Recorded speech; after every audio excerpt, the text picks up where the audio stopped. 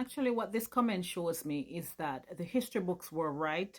The intense propaganda that took place during the 1970s under the Manley administration was highly successful in propagating this message that Jamaica was moving towards communism, when nothing could be further from the truth. Democratic socialism is not the same as communism, but the aided by the Gleaner, and I'm referencing now from what the history books say. The history books say that international media and locally the Gleaner, right, had an intense campaign of misinformation and disinformation to paint Manley's policies as communism. And of course, he didn't help his case by aligning with Cuba and the Soviet Union. You know, that just led credence to those rumors. But nothing about that was true. But obviously, a lot of people believed it. So let me read an excerpt from what one of the books says. During the 8.5 years of the Manley government and 6 years of democratic socialism, Jamaica emerged in the 1970s as a leading country in the third world.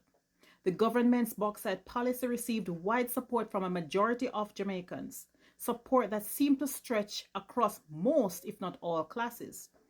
Only the capitalist elite was outraged by the bauxite tax. Prime Minister Manley's fight with the bauxite companies and the US government and his role in the formation of the IBA brought Jamaica high praise from many other global South countries similarly subject to foreign economic domination, uneven terms of trade, and economic dependence. Okay.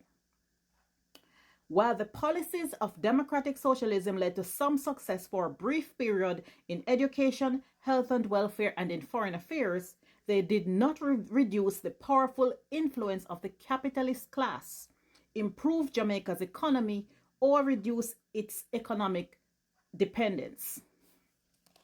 The PNP's embrace of democratic socialism not only instilled fears among the capitalist class, but also produced an unfavorable investment climate in the country. Right? So from that, we can glean that Michael Manley had such a fight from the capitalists, right? The people who we now praise as the ones who are, you know, handling Jamaica, creating jobs in Jamaica's economy, you know, the people who we now shower praise on, those same people.